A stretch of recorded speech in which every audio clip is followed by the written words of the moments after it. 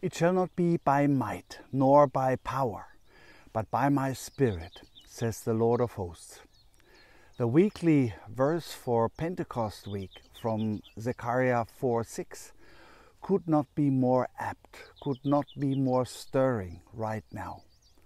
For it speaks of how God's Spirit works, not as we are currently experiencing it in so many places in the world.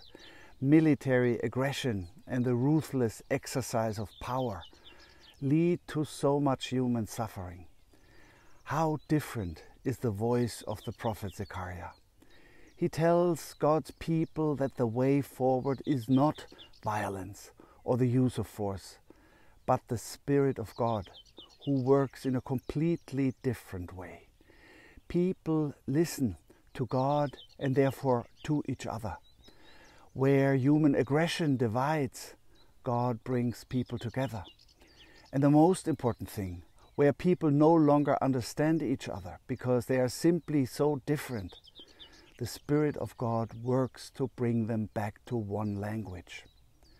The disciples of Jesus experienced this when the roar from heaven came on the day of Pentecost, and everyone suddenly understood each other, even though they spoke completely different languages. If Pentecost is the birthday of the church, then at least we Christians should overcome our divisions, become ambassadors of reconciliation, and thus become a sign for the world. That is what the Spirit of Pentecost does. Let us open our hearts to it now, on this Pentecost, so that the prophecy of Zechariah comes true. It shall not be by might nor by power, but by my Spirit, says the Lord of hosts. Go blessed and guarded by God into this Pentecostal week.